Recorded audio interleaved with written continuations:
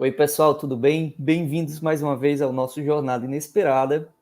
Hoje é com uma grande alegria que eu recebo um grande amigo meu, Fabrício Veloso, para juntos nós darmos inícios a um novo quadro aqui dentro do Jornada Inesperada.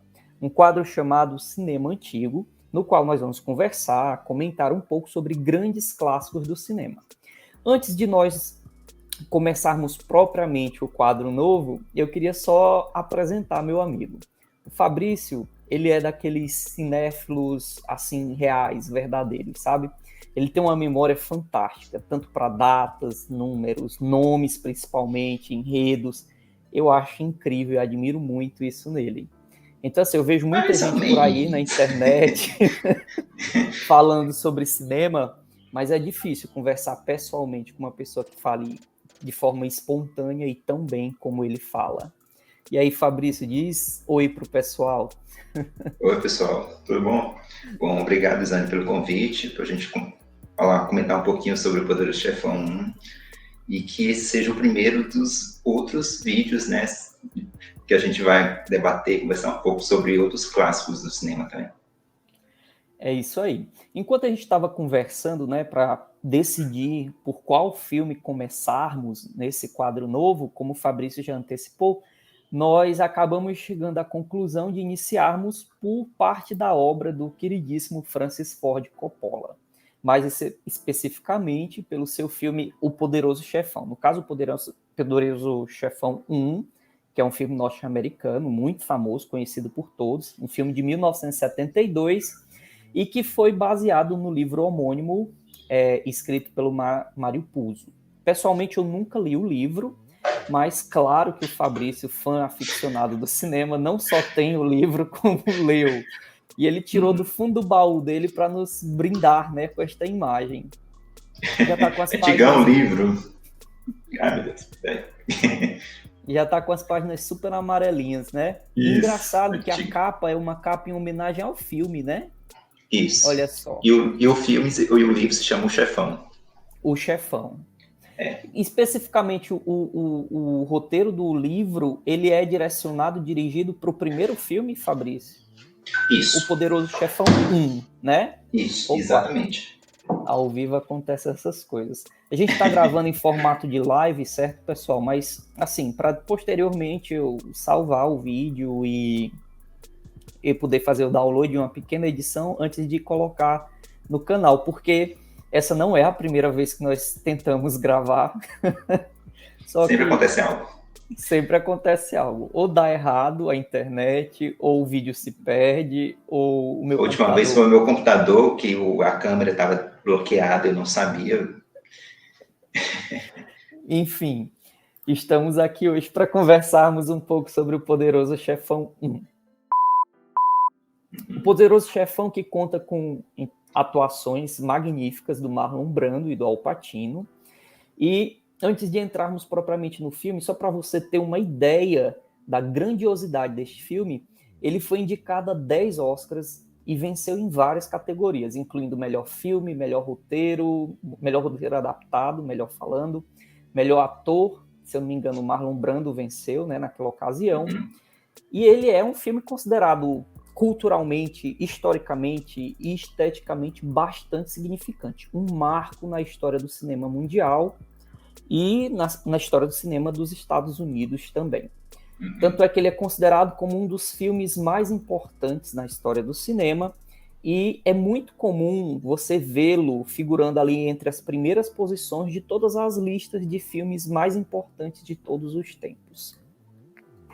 Não é isso aí, Fabrício? Sim, O sim. filme, ele vai começar com uma cena que é icônica. Na verdade, assim, todo mundo que assiste o filme lembra muito dessa cena, porque é a cena do casamento.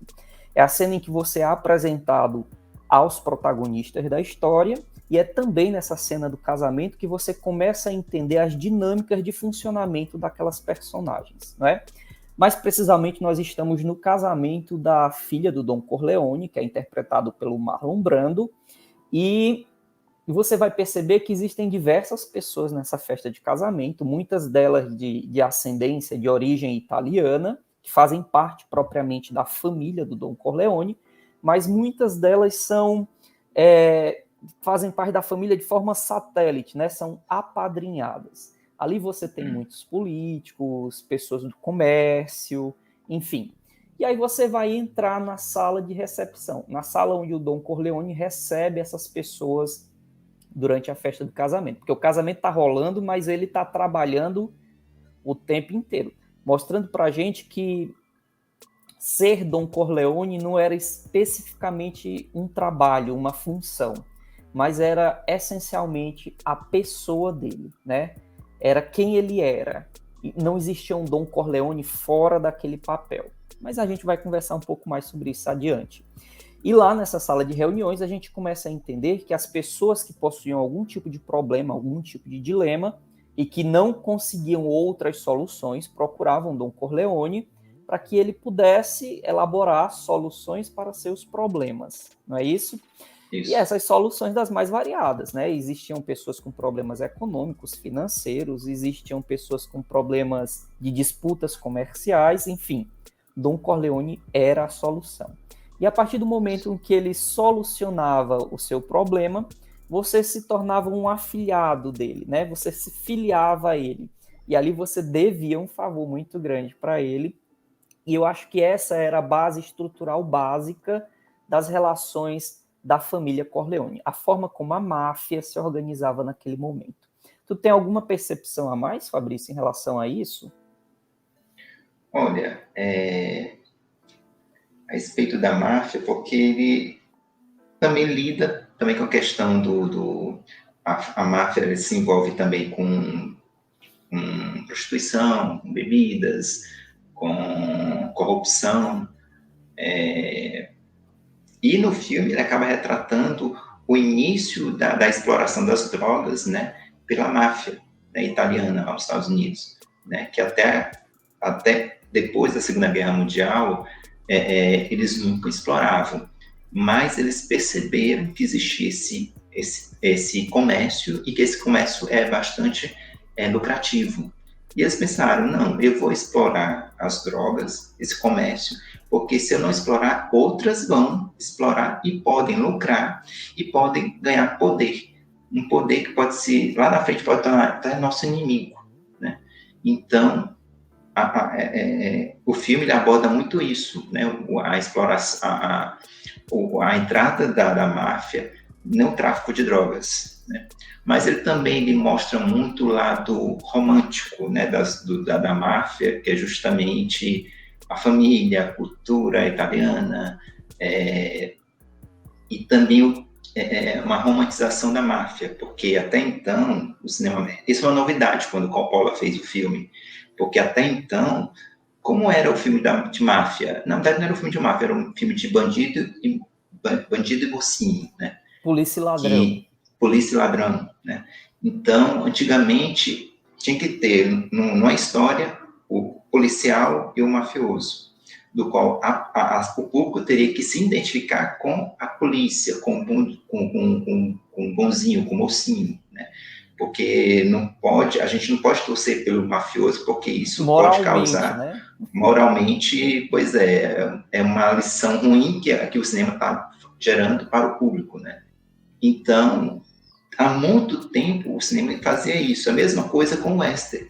O western é o xerife, que é o bonzinho, né? É a família branca, que é a bonzinha, e o malvado vilão é o índio, é o pistoleiro, é o mexicano, e por aí vai, né?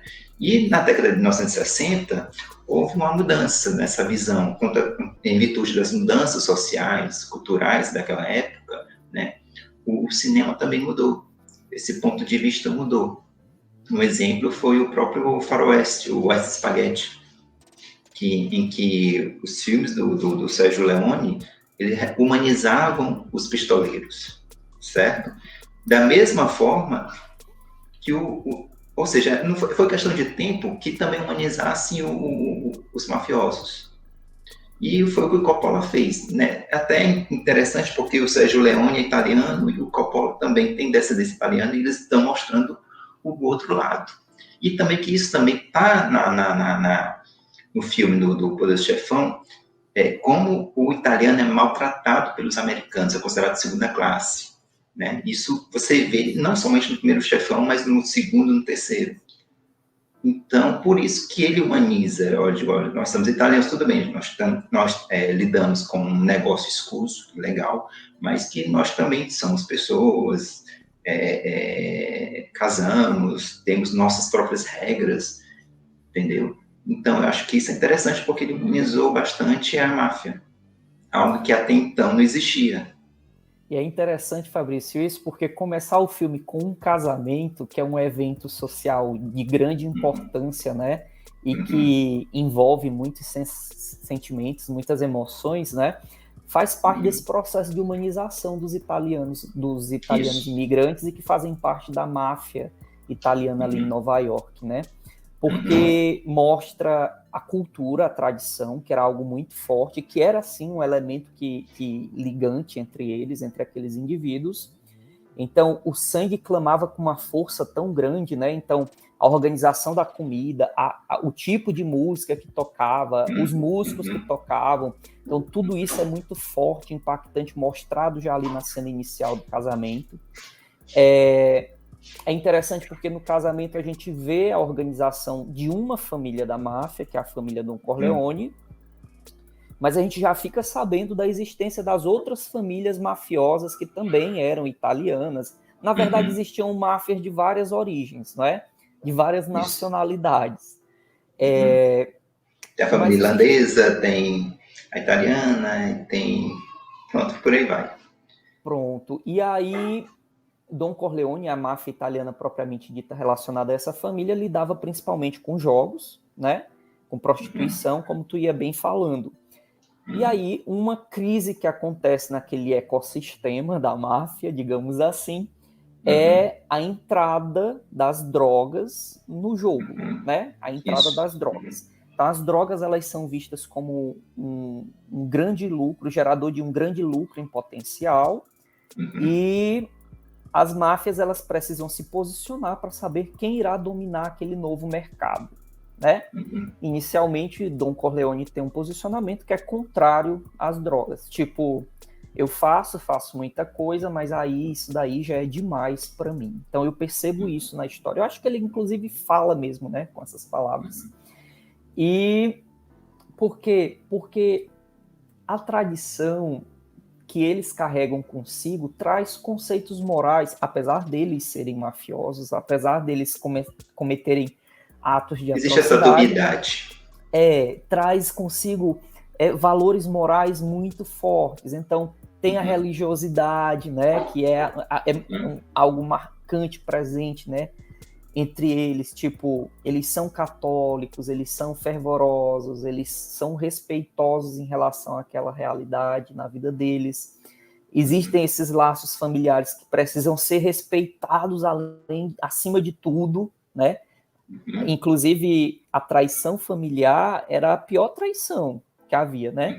Você traísse ele no comércio, mas não realizasse uma traição familiar, porque você ia pagar com a própria fora da esfera da família. Quando você tocando nesse assunto, realmente, se você assistir o primeiro, segundo e terceiro filme, as tradições católicas, ela é bem representada nos 3 filmes, né? Você vê batizado, você vê funeral, você vê comunhão, você vê Primeiro Eucaristia. Primeira Eucaristia. Isso, do filho do Michael, lá no segundo filme. Exato. Ou seja, você vê todo aquele... como é que se chama? Os sacramentos. Isso, da Igreja Católica ali. E é engraçado, porque tem esses signos, né, no filme, aqui, mas aqui no outro lado tem o crime, tem as mortes, tem a violência, ou seja, é o sagrado e o profano, assim, tudo misturado. Existe esse contraponto, né, entre os elementos. Que mais? Sempre inicia com uma coisa. Exemplo, no primeiro foi o casamento, o segundo foi com o batismo não, com a Eucaristia. A primeira Eucaristia. Sempre é um evento, né? Exato. E o terceiro foi que ele ganhou uma medalha de São Sebastião, parece. Eu não lembro o santo exatamente, especificamente. Ou seja, sempre tem uma repetição. Eu acho engraçado isso. E é legal, né? Porque constrói uma maneira, uma linguagem própria para os filmes. E aí você, como espectador, né, vai se habituando a essa linguagem própria da narrativa. E aí você vai se identificando e entendendo, percebendo esses elementos presentes, né? Uma coisa que eu acho interessante a gente colocar nesse momento é o atraso do Michael, que é o filho do Don Corleone, o Michael que é interpretado pelo Al Pacino, o Michael Corleone, que ele é um personagem que vai ser presente nos 3 filmes e que você vai perceber um amadurecimento, né, um desenvolvimento do personagem ao longo dos 3 filmes. No primeiro filme, ele vive completamente à sombra do seu pai, né, do Don Corleone, e que, na verdade, Don Corleone sonhava com todo um futuro diferente para o Michael, né? E é interessante isso porque Don Corleone, assim, ele não renega a vida que ele leva, né? Eu sinto que existe algo de prazeroso para ele naquela vida, naquele posicionamento dele, mas ele não deseja aquilo para o Michael, que é o seu filho. O Michael é o mais novo. Mais novo. É o filho caçula. É o caçula. Ele deseja algo diferente, ele deseja uma carreira política, algo que ele possa se desenvolver de outra forma que não fique diretamente ligado à máfia. Foi um desejo dele, mas também é um desejo do filho, do Michael, porque no início do Poderoso Chefão 1, ele mesmo disse, olha, não quero me envolver com o negócio da minha família, não é para menos que ele namora uma americana, diferente dos irmãos dele, que namoram italianas, né? E também, outro exemplo, ele é herói de guerra, que os irmãos dele diziam, você é um bobo, você está defendendo os Estados Unidos, não sei o que, blá, blá, blá. Era para você ficar aqui com a gente. Mas não, na mentalidade dele não é diferente, porque ele também já captou muito da cultura americana. Né?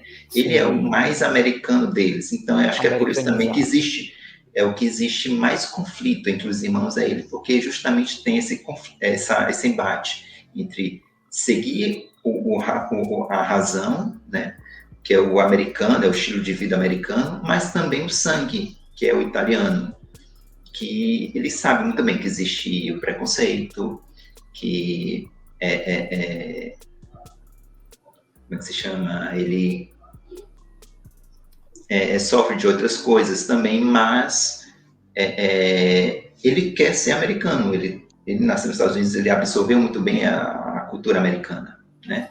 E ele luta dessa forma, ele luta contra uma certa predestinação, né? A gente percebe que na linhagem, no sangue dele, ele carrega aquele destino da máfia, o destino da família Corleone, mas ele é o tempo todo lutando, pelo menos aqui no primeiro filme, viu, pessoal? Isso. E você vai percebendo isso, como tu falou, né? Bem lembrou, em ser herói de guerra, em servir no exército, servir aos Estados Unidos. E contrapõe justamente os ideais da família, né? Que é algo mais familiar. Não, você tem que defender a gente, você tem que ficar perto da gente, né? Lutar em guerra, isso é problema dos outros. E aí é interessante que, à medida que o filme vai evoluindo, a gente vai percebendo através dos acontecimentos que ele vai sendo, aos poucos, cada vez mais sugado para essa vida familiar, né? Como se fosse impossível para ele fugir daquilo que estava predestinado, né? Eu acho que um evento marcante na história do filme é aquele momento em que o Don Corleone sofre com um tiro, né? Naquela emboscada, que ele vai comprar as frutas e ele é acertado com um tiro. Eu percebo que ali, aquele momento funciona como um marco. Aquele evento funciona como um marco na vida do Al Pacino, do Michael, porque, de repente, Don Corleone... Você acha que essa que é a cena mais... a cena que representa mais o filme?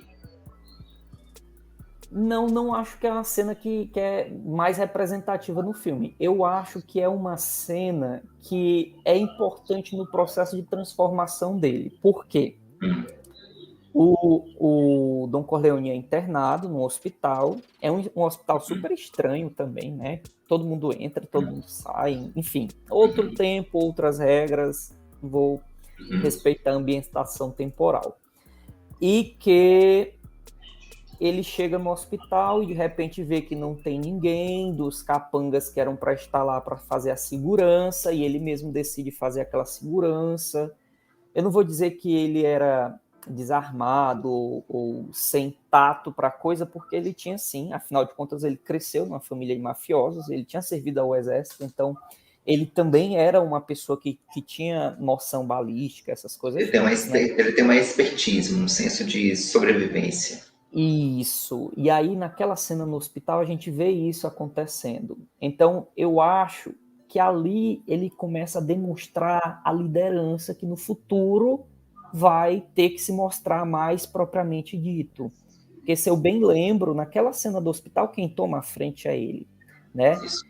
Tem uma cena que eu acho incrível no Ele, hospital. ele sente o perigo, vê que vai acontecer alguma coisa, então ele mesmo chama a enfermeira, não, vamos, me ajuda aqui, que tô achando que vai acontecer alguma coisa. Ele liga lá com o pessoal da família, olha, vem cá que tá acontecendo alguma coisa estranha, não tá normal aqui, venham. E realmente... Aí tem aquele pobre coitado que chega lá, né, para poder visitar, e aí... que era um afilhado do Don Corleone, mas que acaba tendo que ocupar aquele papel, né, de segurança improvisado.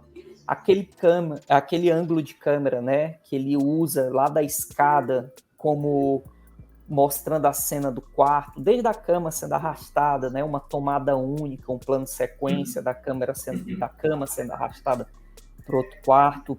Você fica apreensivo, né? Vai vir alguém por essa escada, vai vir alguém a qualquer momento por essa escada, porque eles deixam isso muito claro. Então, aquela cena, para mim, é uma cena forte. E eu não vou dizer que ela é a grande representativa do filme, mas que, para mim, é sim um dos momentos em que o Michael começa a demonstrar essa liderança que ele ia ter que desenvolver mais e mais no futuro próximo. E os bandidos vão lá, né, para matar o Don Corleone. Isso. Eles só não fazem é entrar no hospital, porque eles vão lá para ver o cara, o seguro, ver o tal do segurança lá armado, eles não dá de ideia. Só passam. O cara não estava nem armado, né? Ele estava só com a mão no bolso. Isso, exato. Mas, enfim, gato escaldado tem medo, né? De água fria. Então isso é interessante, porque realmente o filme ele fala da transmutação, né, a mudança do Michael, que é o grande personagem do filme. Porque na época, em 1972, por O Chefão, a gente pensa que é o Marlon Don Corleone. Mas não, o papel mesmo é do Al Pacino, é o Michael Corleone. Porque o Poderoso Chefão em si, 1, 2 e 3, ele mostra justamente a criação de um monstro, né? De um garoto que tinha um belo futuro pela frente, mas que acabou entrando, vamos lá, para o caminho do mal, assim como Star Wars. Né? E ele vai se afundando, né? No 2, no 3, ele vai afundando, ele vai perdendo a esposa, a filha morre, e por aí vai. Ele vai aos poucos. No 1 você conhece o Michael cheio de esperanças, de projetos outros, não é? Novo, uma pessoa já nova. E você vai percebendo que ele vai perdendo, né? Essa esperança, vai perdendo esses objetivos. Quanto mais ele está ficando, assim, está sendo bem sucedido os negócios, mais a família vai se afundando. Eu percebo nisso um processo de... eu não vou falar corrupção, na verdade é corrupção, porque ele vai se corrompendo, né? Ele vai se corrompendo, abrindo mão dos seus valores mais e mais e mais, abraçando mais e mais os valores da máfia, e isso vai mudando ele da pessoa que ele era de verdade, no seu íntimo, no seu cerne, para um futuro monstro que a gente vai conhecer nos próximos filmes, não é isso? Exato, e até o Don Corleone, que poderia ser esse monstro, mas ele não é esse monstro todo porque, exemplo, ele negou se envolver no comércio de drogas. Então, para ele, não, olha, eu tenho um poder, eu tenho esse status, mas eu tenho um limite, né? Já o Michael Corleone, não. Não, eu quero mais dinheiro, eu quero mais poder, né? E é por isso que a família dele vai afundando. Diferente do Don Corleone, ele tinha um poder, mas ele sabia o limite, e por isso que a família dele era unida. Ele sabia tratar bem também as outras famílias também. Tinha uma relação, vamos dizer assim, estável com as outras famílias. Então isso mostrava que o Don Corleone realmente ele conhece, né? Ele é uma pessoa bastante vivida, na verdade, desde o zero, né? O filme todo também fala da vida dele, mostra que ele viu o pai morto quando era pequeno, assassinato do pai. E ele matou também o assassino do pai no segundo, né, no segundo filme.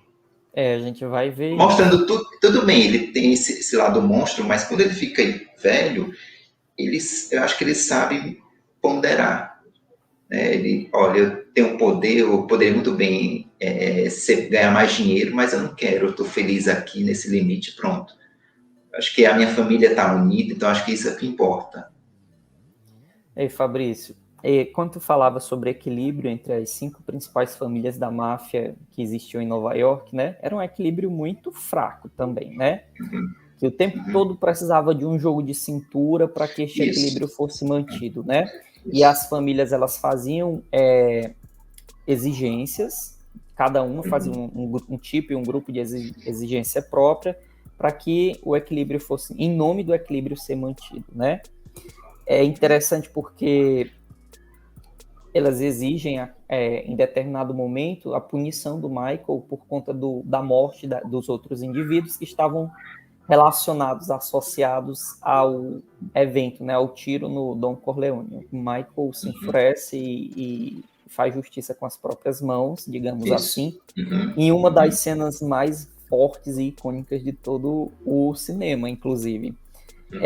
Aquela cena do restaurante, né, em que ele executa o ato, para mim é incrível aquela cena, porque ele demonstra um estado, né, uma frieza, né, uma atitude fria e calculista incrível, e aquilo com certeza não só definiu o gênero, mas também serviu como fonte de alimentação para o cinema em muitos e muitos e muitos outros filmes. Eu acho que hoje em dia não dá para a gente falar em atitude, em posicionamento frio diante de uma situação no cinema sem lembrar daquela atuação do Al Pacino, que foi fantástica, né? Assim, você fala do frio, mas eu acho que o filme fala muito. Essa cena, na minha cabeça, pelo menos, eu gosto muito dela também, mas é porque a gente vê o nervosismo também do Michael. Entendeu? É uma cena lenta, é uma cena longa, não é uma cena rápida, né? Como se faz hoje. Ele chega lá, conversa, ele começa a estudar um pouco o ambiente, tudo, o cara com quem ele está conversando. Então é tudo lento, mas também é para meditar, assim, já é calculado também, né? Frio, né? E eu gosto muito dessa cena porque a tensão vai crescendo, vai crescendo, vai crescendo, porque Até parece que o vulcão entra em erupção. Exato, exato. E é muito bem conduzido isso. Eu acho... Cada Adoro muito, detalhe, gosto muito né? dessa cena.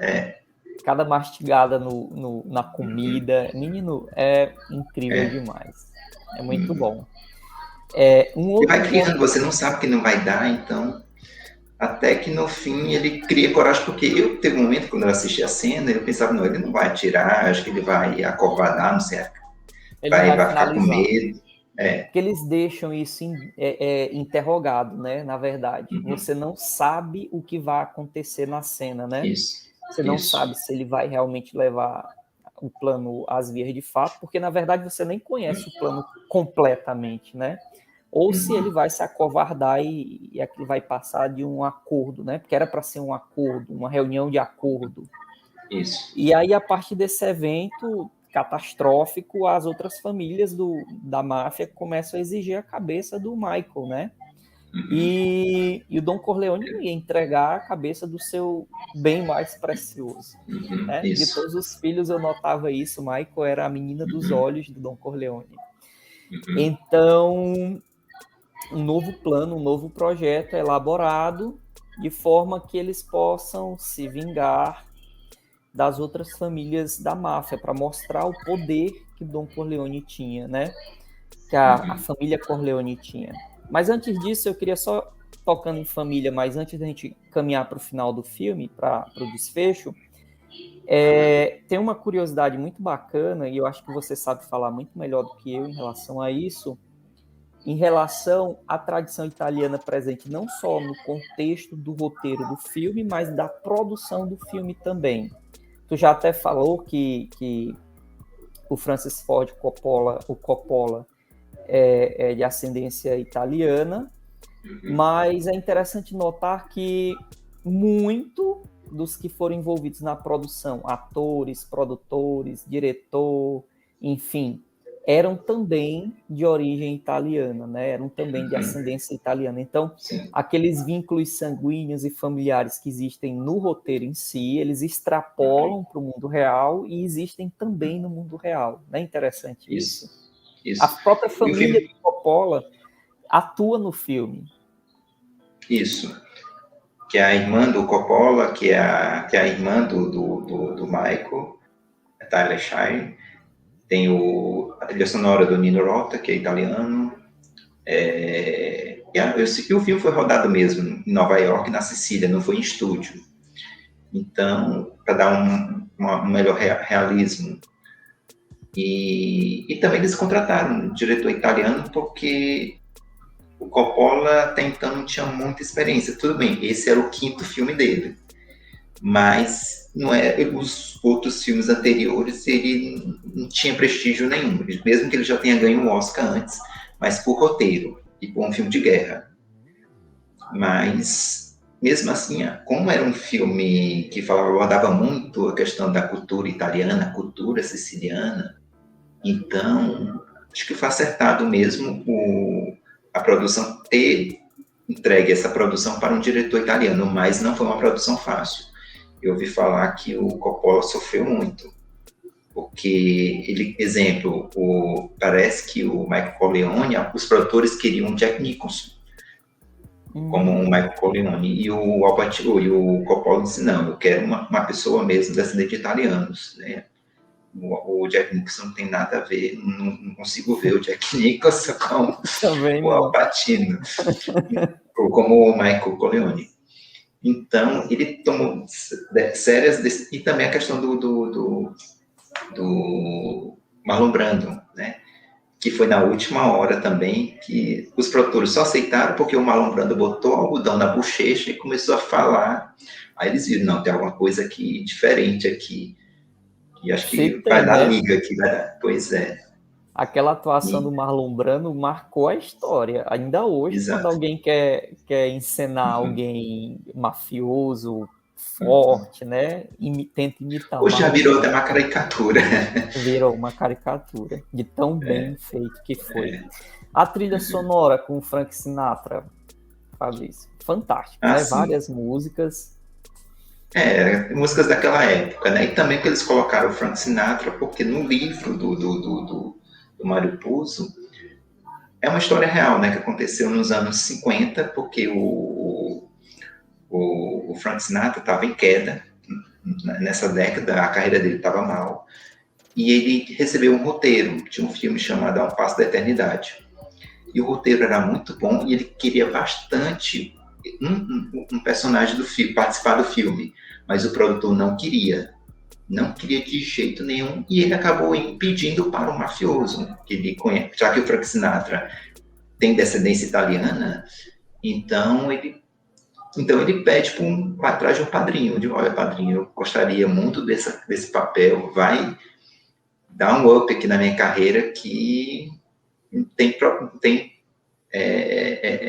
procedência. E ele, não se preocupe, não, que a gente vai dar um jeito. Aí o pessoal da máfia foi atrás do produtor, conversou, e o produtor disse, olha, não tenho medo de vocês, não. Eu vou escolher o ator que eu quero e acabou. Aí o pessoal da máfia, tá bom, beleza. Aí saiu aquela cena clássica, né, do Poderoso Chefão 1, que é o do produtor acordando com a cabeça do cavalo. Cara, que incrível, aquela cena é muito boa. Dizem que é uma cena real. Não sei se foi com o cavalo, mas o que aconteceu foi o Frank Sinatra conseguiu o papel por pressão externa, né? Por pressão externa. E deu certo. O Frank Sinatra ganhou o Oscar por esse filme. É Uma Passo da Eternidade. E o Uma Passo da Eternidade ganha também um Oscar de melhor filme. Olha só. 1953. Bom, né?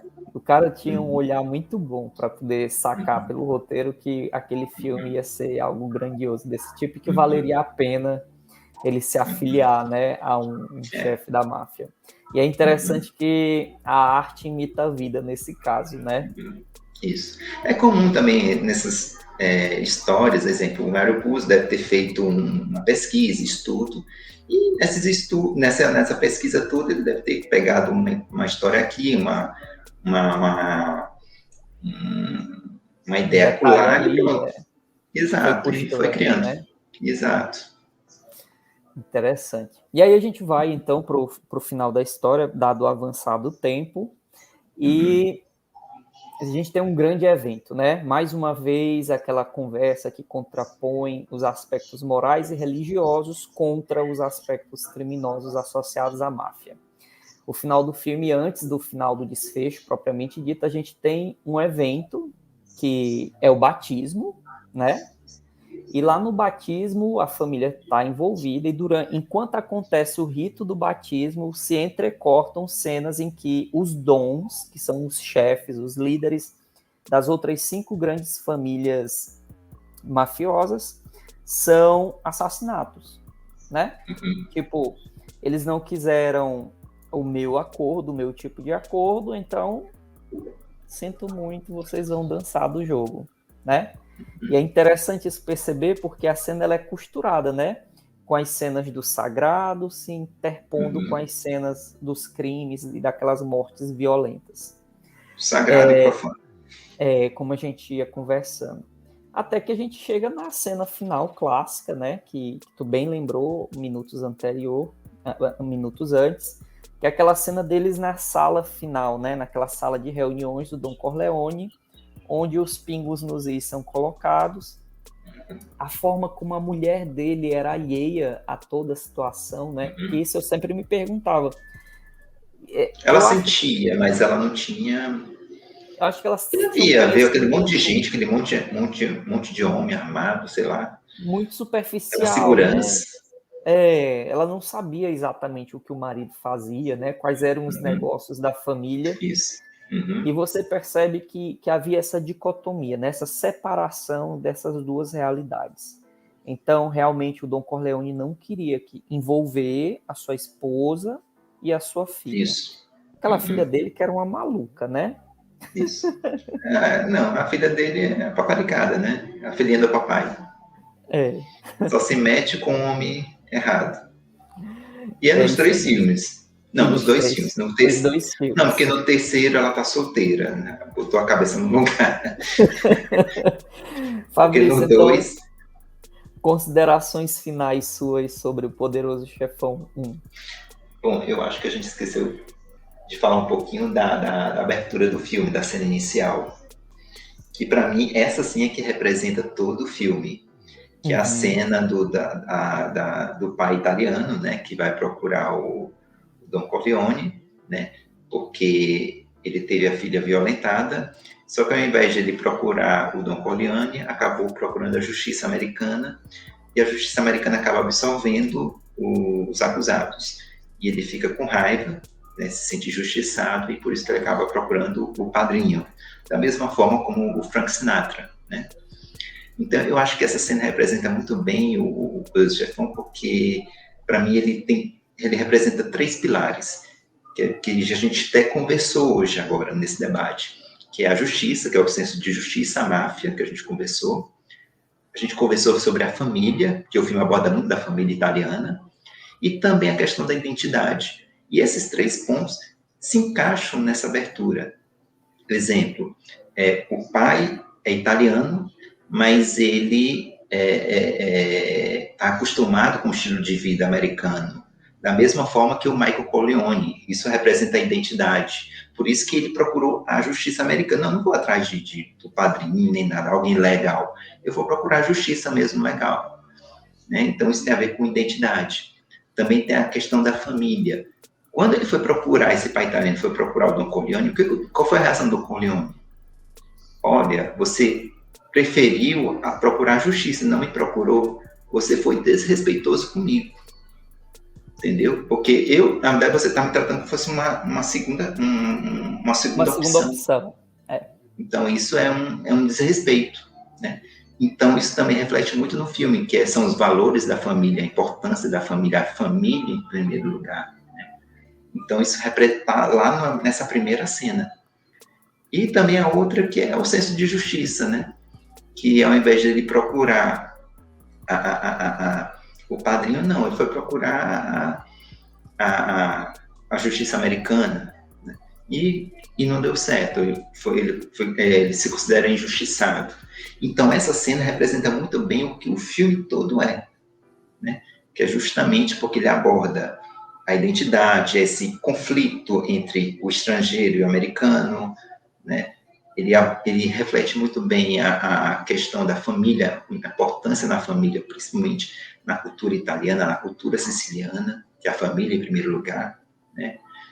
E também a busca da justiça, já que, afinal de contas, todos nós não gostamos de ser injustiçados, a gente procura uma forma de justiça.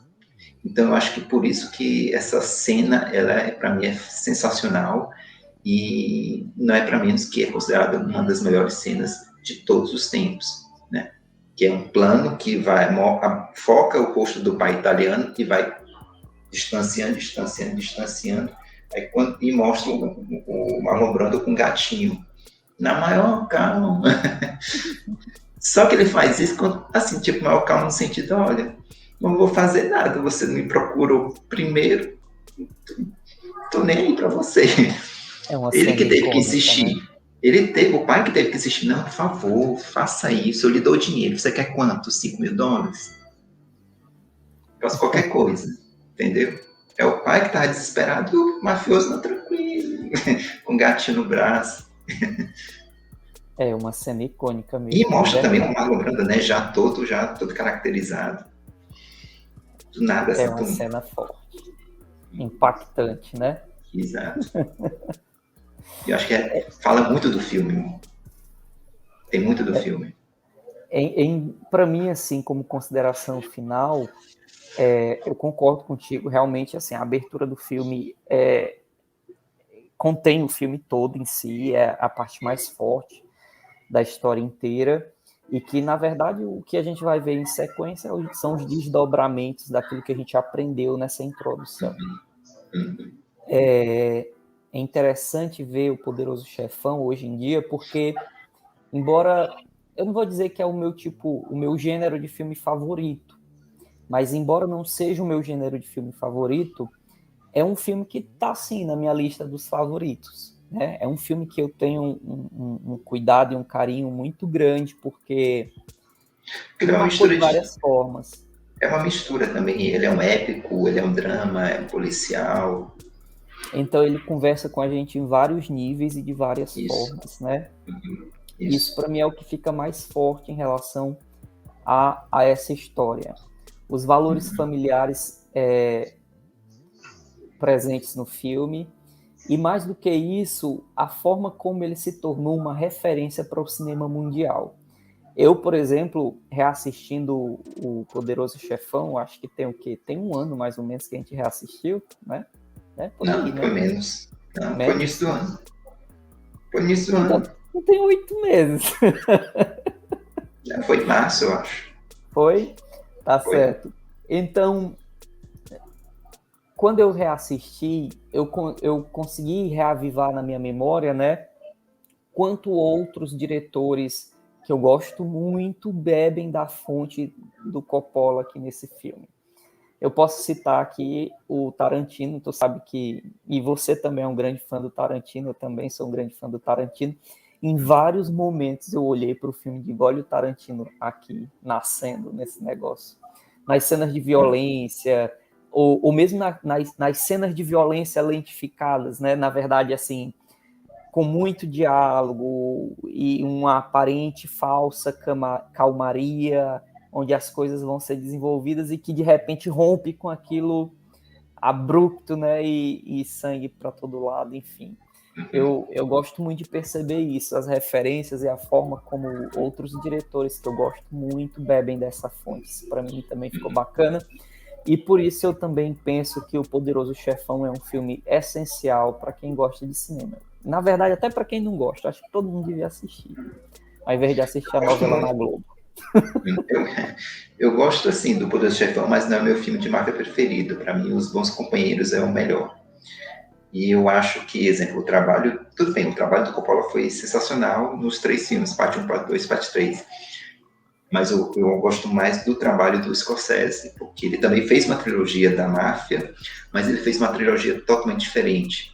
Os Bons Companheiros é ágil, tem momentos que você parece que você está assistindo uma comédia, e já o segundo ele é mais equilibrado, já o terceiro não, ele é lento, muito introspectivo, porque ele fala da velhice, né? Mas tudo contendo a máfia, mostrando também os efeitos, né, da máfia, no consciente do mafioso, da pessoa, que também não é matar e pronto, vai dormir tranquilo, não.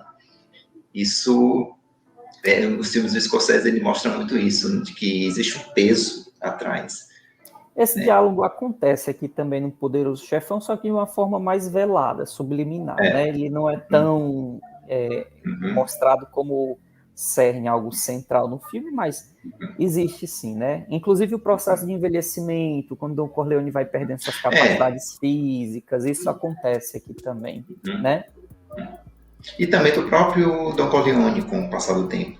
Do Corleone não, do Michael Corleone. Isso. Fabrício, quer falar mais alguma coisa antes da gente se despedir? Não. Então, pessoal, foi muito bom estar com todos vocês aqui. Eu quero agradecer imensamente pela participação do meu amigo Fabrício. Nós vamos nos ver em breve, porque muito em breve nós vamos também conversar sobre os outros 2 filmes, sobre o Poderoso Chefão 2 e o Poderoso Chefão 3. Nós pretendemos dar sequência a essa sessão aqui no canal de Cinema Antigo, trazendo grandes clássicos, né? Mas se vocês quiserem sugerir algum grande clássico para a gente trazer nessa nossa conversa, nesse nosso bate-papo, vocês podem colocar aqui embaixo nos comentários, tá bom? Aqueles que se agradarem, por favor, e puderem, compartilhem o nosso vídeo com os amigos, aqueles que vocês sabem que se interessam pelo tema, pelo assunto, ou ainda se podem clicar no botão aqui embaixo de inscrição no canal, tá bom? Nos vemos muito em breve. Tchau, pessoal. Tchau, pessoal. Obrigado pelo convite. E os próximos vídeos, até os próximos vídeos.